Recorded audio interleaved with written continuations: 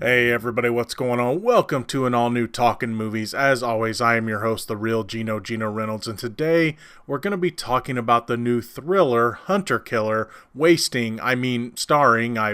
starring Gerard Butler, Gary Oldman, Common, Linda Cardellini, and the late Michael Nyqvist. This one isn't going to take very long, and there probably will be a little bit of spoilery stuff here in this review. An untested American submarine captain teams with U.S. Navy SEALs to rescue the Russian president who has been kidnapped by a rogue general. Long story short, this is one of those movies that steals the plots from many other better movies, crams them together, and tries to make it its own. Hunter Killer is also one of those movies that doesn't do it very well. It wastes its talented cast and generic and tropey roles.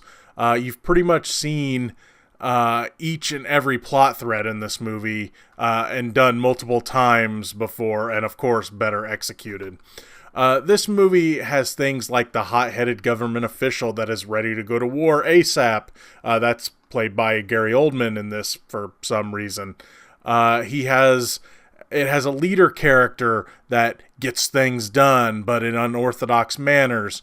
That's Gerard Butler's character. It has a high-ranking official that has to stand up to his bosses and speak up and do the right thing. That would be Common's admiral character. It has a character that works alongside that high-ranking official to stand up to his boss, which would be Linda Cardellini's NSA operative.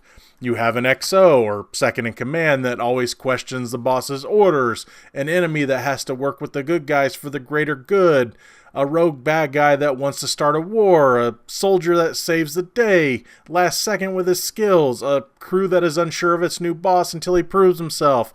I could go on, but I think I've made my point. I'll give the movie credit for not using two tropes. One, I was surprised that Gary Oldman's character didn't end up being a traitor, and two, the XO didn't forcefully try to take over command of the sub because he thought his captain was wrong. So, I guess Hunter Killer had that going for it.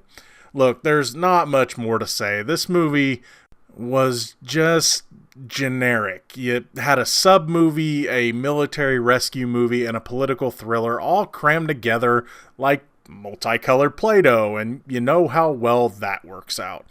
Instead of seeing this movie, which I'd call a rental at the very best, and I am being super generous there, I'd suggest renting any of the movies that this one stole from. Any Tom Clancy movie, especially The Hunt for Red October, Crimson Tide, Olympus Has Fallen, anything other than this. Sure, you might get some enjoyment out of this one, but you know, deep down, that there are way better movies out there. That's going to be all for this edition of Talkin Movies. If you like what you've heard here, please subscribe to the Real Geno YouTube channel, like this video, and if you have anything to say about this movie, please feel free to leave a comment in the section below. Until next time, I'm your host, the Real Geno Reynolds. See you later.